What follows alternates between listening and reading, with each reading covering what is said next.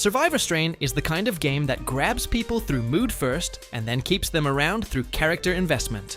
The setup is instantly strong. The world ended 2 years ago.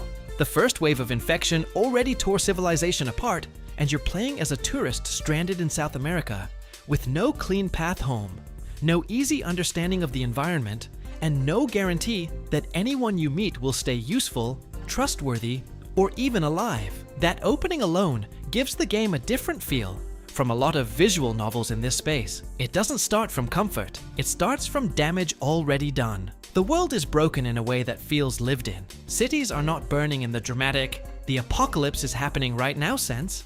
They've already been consumed, abandoned, repurposed, or stripped down to dangerous shells. The infected are still a threat, but they're only part of the pressure. Human factions are just as dangerous, and in some ways more interesting, because they carry ideology with them. That's one of the things Survivor Strain handles well. It doesn't reduce its world to monsters and victims. Everyone surviving has some angle, some compromise, some reason they ended up where they are. As the protagonist, you're not just wandering through that chaos alone.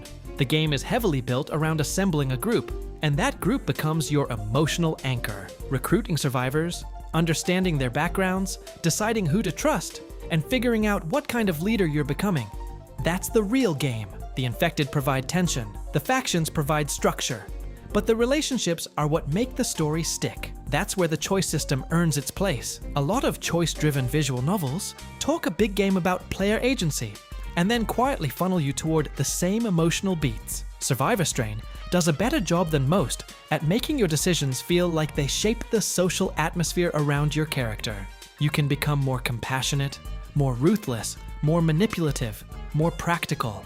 And the important thing is that the game lets those choices affect not just who likes you, but what kind of group dynamic you're building. That matters because the cast is one of the game's biggest strengths. Characters aren't there just to fill space between plot events. They come with baggage, emotional scars, loyalties, trauma, hope, and the kind of friction that naturally appears when people are forced to survive together in a world that stopped rewarding decency. Some are easier to trust than others. Some clearly want something from you. Some feel like they're one bad day away from breaking.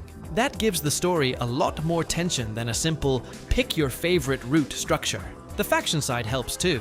Different groups in the world have their own goals, and you're constantly deciding how close you want to get to them. Ally with them, use them, oppose them, stay independent. None of those paths feel clean. That's one of the reasons the game's survival theme works. It understands that in a post-collapse world, morality is rarely simple. You're balancing ideals against safety,